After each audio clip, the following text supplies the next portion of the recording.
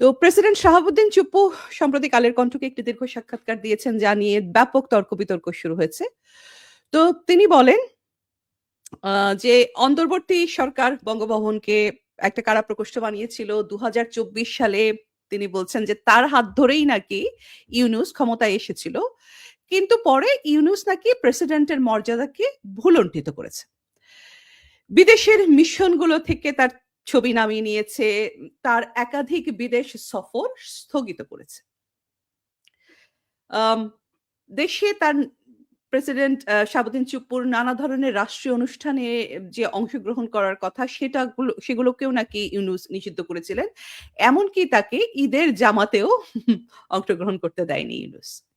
President আরো অভিযোগ তোলেন যে ডক্টর ইউনূস সংবিধান মানেননি। তিনি নিজে অন্তত ১৪-১৫ বার বিদেশ সফর করে এসেছেন। ফিরে এসে তার প্রেসিডেন্টকে রিপোর্ট করার কথা, কিন্তু তিনি কখনোই সেটি করেননি। এখন প্রেসিডেন্টের যে এই সাক্ষাৎকার কালের কণ্ঠের সাথে, সেটা নিয়ে নানান রকম আলোচনা চলছে। আপনারা সবাই সেই আলোচনাগুলো কিছুটা জানেন। এখন সেই সাক্ষাৎকারটা যখন আমি পড়ছিলাম, তখন কিন্তু আমার নিজের মনে কিছু প্রশ্ন তৈরি হয়েছে। আজকে সেগুলো নিয়ে আপনাদের সাথে একটু শেয়ার করি। তো রাষ্ট্রপতি শাহাবুদ্দিন চুপ্পু বলেন যে ৫ই অগস্ট বিকেল ৩টের দিকে সেনাপ্রধান তাকে ফোন করে জানান যে প্রধানমন্ত্রী শেখ হাসিনা দেশ ত্যাগ করেছেন। পরে ৩ বাহিনীর প্রধান বঙ্গভবনে আসেন। শাহাবুদ্দিন চুপ্পুর ভাষ্য অনুযায়ী রাজনৈতিক দলগুলোর নেতাদেরকে ডাকা হয় এবং তত্ত্বাবধায়ক সরকার, সর্বদলীয় সরকার এবং অন্তর্বর্তী সরকার গঠনের কিন্তু একটা প্রস্তাব ওঠে এবং আলোচনার শেষে অন্তর্বর্তী সরকার গঠনের সিদ্ধান্ত হয় এবং পরে শাহাবুদ্দিন চুপ্পু জাতির উদ্দেশ্যে রাতে জাতির উদ্দেশ্যে ভাষণ দেন। এখন আমার যে প্রশ্নটি তৈরি হয়েছে এটা পড়তে সেটা হচ্ছে যে মহামান্য রাষ্ট্রপতি। সংবিধান অনুযায়ী প্রধানমন্ত্রী রাষ্ট্রপতির কাছে লিখিতভাবে পদত্যাগ করেন। এখন আপনি নিজেই বলছেন প্রধানমন্ত্রী দেশ ত্যাগ করেছে বলে আপনাকে জানানো হয়েছিল। কিন্তু আপনি আবার এটাও বলেছেন যে শেখ হাসিনার লিখিত পদত্যাগপত্র আপনি পাননি। তাহলে আমার প্রশ্ন যে লিখিত পদত্যাগ ছাড়া কিভাবে আপনি তাহলে ক্ষমতার পরিবর্তনকে বৈধতা দিলেন? তাহলে এই যে অন্তর্বর্তী সরকার গঠন হলো, তার একটা সাংবিধানিক বা আইনগত ভিত্তিটি কি ছিল? আপনি বা বা বলেছেন যে ১০৬ অনুচ্ছেদের আ আ আলোকে আপনি একটা বৈধতা সংগ্রহের চেষ্টা করেছেন। সেইটা আসলে এক্সাক্টলি কিভাবে হয়েছিল? কারণ সেই প্রক্রিয়াটি নিয়ে অনেক ধরনের কিন্তু ধোঁয়াশা আছে। আপনি এটা বলুন আমাদেরকে যে মব সৃষ্টি করে কিভাবে বিচারপতিদের অপসারণ করা হয়েছিল? সেই বিষয়ে আপনার বক্তব্য কি? আপনি আমাদের কাছে স্পষ্ট করুন, দেশবাসীর কাছে স্পষ্ট করুন যে এই অবৈধ ইউনূস সরকারকে যে লেজিটিমেসি আ আ দেওয়া হয়েছিল, সেটাতে আপনার ভূমিকাটা আসলে এক্সাক্টলি কি ছিল? আপনি তো সংবিধান রক্ষার শপথ নিয়েছিলেন মহামান্য রাষ্ট্রপতি। সেই শপথের জায়গা থেকে কি আপনি মাথা উঁচু করে দাঁড়িয়েছিলেন, প্রতিবাদ করেছিলেন? নাকি সেই সময়কার যে রাজনৈতিক চাপ সেটার কাছে আপনি নতি স্বীকার করেছিলেন? রাষ্ট্রপতি বলেন তাকে বিভিন্নভাবে জরুরি অবস্থা জারি করতে বলা হয়েছিল। কিন্তু সেনাপ্রধান এবং অন্য বাহিনীর প্রধানরা নাকি সেই সময় এর বিরোধিতা করেন এবং রাষ্ট্রপতি দাবি করেন তিনি দৃঢ় মনোবলের কারণে দেশকে মার্শাল ল বা ইমার্জেন্সি থেকে রক্ষা করেছিলেন। এখন সংবিধানের ১৪১ অনুচ্ছেদ অনুযায়ী আভ্যন্তরীণ গোলযোগে রাষ্ট্রের নিরাপত্তা বিপন্ন হলে রাষ্ট্রপতি জরুরি অবস্থা জারি করতে পারেন। সেই সময় কি হয়েছিল সেটা দর্শক আপনাদেরকে আরেকবার একটু মনে করিয়ে দেই। সেই সময় পুরো বাংলাদেশটিকে ধরে ভাঙা হচ্ছিল। লুটপাট হচ্ছিল। ৩২ নম্বরে আগুন দেওয়া হয়েছে, পরে সেটাকে ভাঙা হয়েছে দফায়। জাতির পিতার বাড়ি পুড়িয়ে সেখানে আইএস এর পতাকা তোলা হয়েছিল। পুলিশ হত্যা করে গাছে ঝুলিয়ে দেওয়া হয়েছিল। হিন্দুদের ঘরবাড়ি জ্বালিয়ে দেওয়া হয়েছিল। নজিরবিহীন আ আ অরাজকতা তখন কিন্তু বিরাজমান। এই পরিস্থিতিতে জরুরি অবস্থা জারি করা কি আ মাননীয় আ আ মাননীয় প্রেসিডেন্ট আপনার সাংবিধানিক দায়িত্ব ছিল না? আপনি সেটা কেন তখন করলেন না? জরুরি অবস্থা জারি করলে তখন কারা নাখোশ হতো? কেন নাখোশ হতো? দেশ কে রক্ষা করার জন্য এটা তো আপনার একটা সাংবিধানিক দায়িত্ব। আপনি ১/১১ র প্রসঙ্গ টেনেছেন আ আ মাননীয় রাষ্ট্রপতি। কিন্তু ১/১১ সরকার আর সেই ২০২৪ এর এই ৫ই অগস্টের সময়কার সেই পরিস্থিতি কি এক ছিল? আপনি বা সেনাপ্রধান কি দীর্ঘদিন ক্ষমতায় থাকতে চাইতেন? যদি না চাইতেন তাহলে জনগণ নাখোশ হবে এই ভয়টা আপনি কেন পাচ্ছিলেন? আপনি যদি সত্যি সংবিধানের রক্ষক হন, তাহলে এই অরাজকতার সময় আপনার ভূমিকা আসলে কি ছিল, মাননীয় রাষ্ট্রপতি? আপনি বলছেন আপনাকে প্রাসাদবন্দী করে রাখা হয়েছিল গত ১৮ মাস। সেইটি সত্য। সেটি আমরা সবাই দেখেছি। আপনি বলেছেন আপনাকে ঈদের নামাজে যেতে দেওয়া হয়নি, সেইটিও আমরা জানি। বিদেশ সফর স্থগিত করা হয়েছে, সেটাও আমরা জানি। বিদেশের মিশন থেকে আপনার ছবি যে নামানো হয়েছে, যে অন্যায়গুলো করা হয়েছে, এগুলো সব আমরা জানি। এবং সেটার জন্য আপনার প্রতি আমাদের পূর্ণ সমবেদনাও রয়েছে মাননীয় রাষ্ট্রপতি। কিন্তু ইউনূস সরকার গত ১৮ মাসে যে লক্ষ, লক্ষ আওয়ামী লীগের কর্মী সমর্থকদেরকে, যে সাংবাদিকদেরকে, লেখকদেরকে বিনা বিচারে বন্দী করে রেখেছে, তাদের জামিন হচ্ছে না, তাদের ব্যাপারে আপনার কি বক্তব্য মাননীয় রাষ্ট্রপতি? তাদের ব্যাপারে তো আপনার কাছ থেকে একটি শব্দও আমরা শুনলাম না। সংখ্যালঘুদের ঘরবাড়ি পুড়েছে, মুক্তিযোদ্ধাদের গলায় জুতোর মালা পরিয়ে ঘোরানো হয়েছে, ৩২ নম্বর পুড়িয়ে গুড়িয়ে সেখানে আইসিসের পতাকা উড়ানো হয়েছে। যেই বঙ্গবন্ধু মারা যাওয়ার পর ১৯৭৫ সালে নিহত হওয়ার পরে আপনি কারাবরণ করেছিলেন বলে আমরা শুনেছি। এইসব বিষয়গুলোর ব্যাপারে আপনার কি বক্তব্য? আপনি তো একটি শব্দও বললেন না, মাননীয় রাষ্ট্রপতি। কালকেও পটুয়াখালীর দুমকি উপজেলা ছাত্রলীগের সাবেক সভাপতি মোহাম্মদ শফিকুল ইসলাম খান কারা হেফাজতে মারা গেলেন। মৃত্যুর মিছিল শুধু দীর্ঘ থেকে দীর্ঘতর হচ্ছে। এই বিএনপি সরকারের সময়ও সেটি অব্যাহত। আর কত মৃত্যু দেখব আমরা? মাননীয় রাষ্ট্রপতি, আপনি নিজে ছাত্র জীবনে পাবনা জেলা ছাত্রলীগের সভাপতি ছিলেন। ১৯৭৪ সালে যুবলীগের সভাপতি ছিলেন। আপনি কি বিশ্বাস করেন যে আপনার একসময়ের সংগঠন ছাত্রলীগ আসলেই একটি সন্ত্রাসী দল? কিভাবে? এটা মনে পড়ে গেল আ সেই ফ্রান্স কাফকার সেই বিখ্যাত আ লাইন। গ্রেগর শামসা একদা প্রভাতে হঠাৎ আবিষ্কার করিলেন তিনি একটি তেলাপোকায় রূপান্তরিত হইয়াছেন। মহামান্য রাষ্ট্রপতি, আপনি যৌবনে সঠিক ছিলেন নাকি এখন? যদি সত্যিই মনে করেন যে আওয়ামী লীগ এবং ছাত্রলীগ একটি সন্ত্রাসী সংগঠন, তাহলে এইটাও আমাদেরকে ব্যাখ্যা করুন, মাননীয় রাষ্ট্রপতি, যে যৌবনে যে বাঘ ছিল, বৃদ্ধ বয়সে কেবল একটি চেয়ারে টিকে থাকতে সে কিভাবে আজকে বেড়াল হয়ে গেল? এই রূপান্তরটি আমরা বুঝতে চাই, মাননীয় রাষ্ট্রপতি। মাননীয় রাষ্ট্রপতি, গত ১৮ মাসে আপনার স্বাক্ষরে একের পর এক অধ্যাদেশ জারি হয়েছে আপনার নামে। আওয়ামী লীগ নিষিদ্ধ, ছাত্রলীগ নিষিদ্ধ, আইসিটি পুনর্গঠন, জুলাই সনদের নামে সংবিধান বদলের পথ তৈরির চেষ্টা করা হয়েছে। দেশের মানুষকে পুড়িয়ে মারা, পুলিশ হত্যার বৈধতা দিতে জুলাই সন্ত্রাসীদের জন্য দায় মুক্তি অধ্যাদেশ জারি করা হয়েছে। এই অধ্যাদেশগুলোর কয়টি আপনি নীতিগতভাবে সমর্থন করেন মহামান্য? আপনি কি সব জানতেন নাকি কেবল স্বাক্ষর করেছেন? যদি তাই হয় সেটি আমাদের কাছে পরিষ্কার করে বলুন।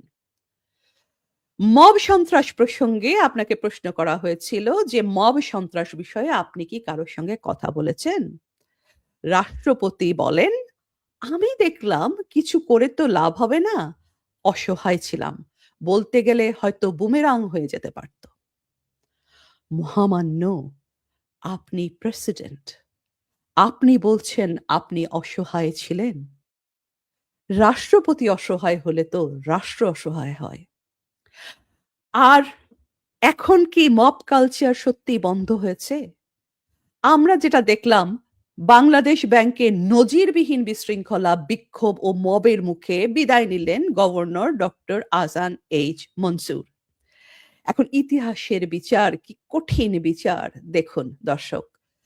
যেই মবের রাজা ইউনূস একটা মবকে ওয়েপন হিসেবে ব্যবহার করেছেন, পুলিশের বদলে উনি মবকে ব্যবহার করেছেন এবং যেখানে যাকে উনার সরানোর প্রয়োজন ছিল উনি মব সৃষ্টি করে সেগুলো করেছেন। আজকে উনার সরকার, উনার যেই মানে উনার যেই পছন্দের মানুষজন, তারা নিজেরাই আজকে মবের শিকার হচ্ছেন। তো এই হয় আসলে ফ্র্যাঙ্কেনস্টাইন, এটা আমরা বহুবার আপনাদেরকে বলেছি যে ফ্র্যাঙ্কেনস্টাইনের দানব এক সময় নিজেই সেই তার প্রভুর বিরুদ্ধে কিন্তু চড়াও হয়েছিল। আজকে কিন্তু আমরা সেটাই দেখছি। মহামান্য রাষ্ট্রপতিকে প্রশ্ন করা হয়েছিল যে কালের কণ্ঠ তাকে জিজ্ঞেস করছে যে শোনা যাচ্ছে রাষ্ট্রপতি পরিবর্তন হতে পারে, সেই ক্ষেত্রে আপনি কি সরে যাবেন?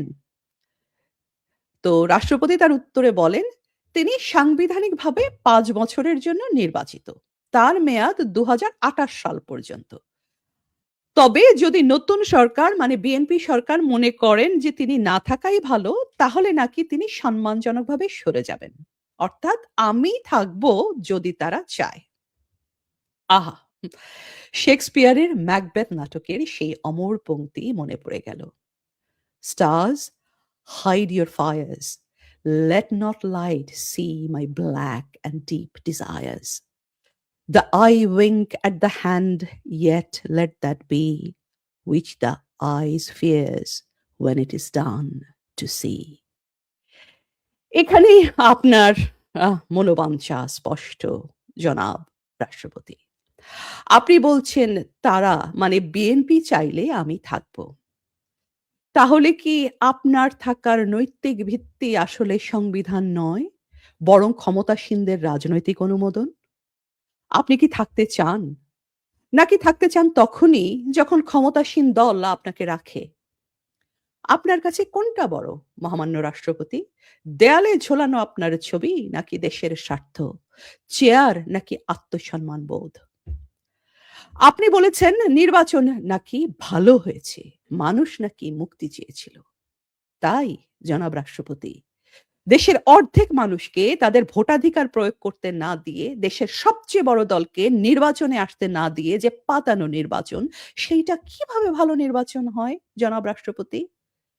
জনাব, আপনাকে একটু মনে করিয়ে দেই, ২০০১ সালে বিএনপি জামাত জোট সরকার ক্ষমতায় আসার পর আওয়ামী লীগ এবং সংখ্যালঘুদের ওপর যে হামলা নির্যাতন করেছিল তার তদন্তে যে বিচার বিভাগীয় তদন্ত কমিশন হয়েছিল তার চেয়ারম্যান ছিলেন কে?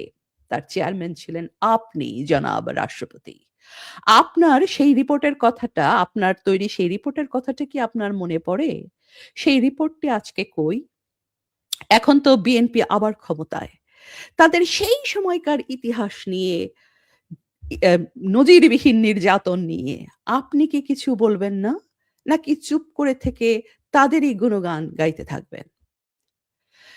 শোনা যাচ্ছে নতুন সংসদে রাষ্ট্রপতির ভাষণে নাকি শেখ হাসিনার ১৫ বছরের দুর্নীতি অপশাসনের বর্ণনা থাকবে। জুলাই আন্দোলনের বীরত্বপূর্ণ বিবরণ থাকবে। বিএনপি সরকারের ইশতেহারের নাকি প্রাধান্য থাকবে। এরকম একটি কথা ভেসে বেড়াচ্ছে সোশ্যাল মিডিয়াতে। Et tu Brute, et tu মানে and you Brutus, you? যখন জুলিয়াস সিজার বুঝলেন তাকে হত্যা করতে এসেছে তারই বিশ্বস্ত বন্ধু, অনুচর, তখন তিনি বলেছিলেন, ব্রুটাস তুমিও? মহামান্য, আপনি কি সত্যি বিশ্বাসঘাতকতা করবেন? যেই শেখ হাসিনা আপনাকে রাষ্ট্রপতি বানিয়েছিল, যার প্রশংসায় আপনি পঞ্চমুখ ছিলেন, আজ নিজের পদে বহাল থাকতে আপনি সংসদে দাঁড়িয়ে সেই মানুষটির বিপক্ষে কথা বলবেন? যদি বলেন তাহলে কি পার পাবেন? মাননীয় রাষ্ট্রপতি, বাঙালি সব অপরাধ ক্ষমা করে, মীর জাফরকে করে না, বিশ্বাসঘাতককে করে না। বরং সাহস করে সংসদে দাঁড়িয়ে বলুন কিভাবে চক্রান্ত করে একটি দেশের ক্ষমতা অবৈধভাবে দখল করা হয়েছিল। বলুন সেই অবৈধ ক্ষমতাকে লেজিটিমেসি দিতে কার কি ভূমিকা ছিল তখন। বলুন কিভাবে 18 মাসে দেশের সম্পদ বিদেশি প্রভুদের হাতে তুলে দেওয়া হয়েছে। বলুন কিভাবে নির্যাতন করা হয়েছে সাধারণ মানুষকে। বলুন কিভাবে হাতে ধরে গণতন্ত্রকে ধ্বংস করা হয়েছে। কে বলতে পারবেন? মাননীয় রাষ্ট্রপতি। পদ যে কতখানি ক্ষণস্থায়ী সেটা আপনার চেয়ে ভালো আর কে জানে মহামান্য। কাল যে ইউনূস প্রবল প্রবল পরাক্রমে আপনার ওপর আর আওয়ামী লীগের ওপর স্টিম রোলার চালিয়েছে, আজ সে কোথায়? শত শত দুর্নীতির অভিযোগ জমা পড়েছে তার আর তার উপদেষ্টাদের নামে। মব দিয়ে ত্রাস সৃষ্টি করে আজ তিনি আর তার উপদেষ্টারা নিজেরাই মবের নামে ভীত। আজ তিনি মাথায় ইউনূস সাহেব মাথায় একটি টুপি পরে চোর পরিবেষ্টিত হয়ে লুকিয়ে লুকিয়ে কার যেন বাসায় গিয়ে ইফতার করেন আর ক্ষমতা হারানোর বেদনা বুকে চেপে ক্যামেরার দিকে তাকিয়ে একটা দেতো হাসি দেন। এইভাবে ক্ষমতার তাবেদারি করে বিশ্বাসঘাতকতা করে ২০২৮ সাল পর্যন্ত যদি আপনি টিকে থাকেনও মাননীয় রাষ্ট্রপতি, তারপর কি হবে? ২০২৮ সাল আর কতই বা সময়? দেখতে দেখতে চলে যাবে। তারপর কি? আমেরিকার বন্ধুত্ব যে কত ভয়ঙ্কর, কত ক্ষণস্থায়ী সেটা তো আপনি দেখলেন। এরপর জনরোষ থেকে আপনাকে কে বাঁচাবে? তারেক জিয়া। কেন বাঁচাবেন আপনাকে তারেক জিয়া? কাজেই মাননীয় রাষ্ট্রপতি, দেশ রক্ষায়, সংবিধান রক্ষায়, দেশের মানুষকে রক্ষায় মিথ্যা বলবেন না জনাব। সত্য বলুন। রাষ্ট্রপতি পদে ধুকে ধুকে টিকে থাকার চেয়ে মানুষ হওয়া অধিক জরুরি। জাতির পিতার কথা স্মরণ করুন মহামান্য রাষ্ট্রপতি। বঙ্গবন্ধু বলেছিলেন, আমি বাঙালি, আমি মুসলমান, আমরা একবার মরি, দুইবার নয়। আপনি কি সংবিধানের রক্ষক হয়ে ইতিহাসে লেখা থাকবেন? নাকি বিশ্বাসঘাতক, ভীরু, খন্দকার মোশতাক হিসেবে বিদায় নেবেন? সেই সিদ্ধান্ত আপনার জনাব মহামান্য রাষ্ট্রপতি।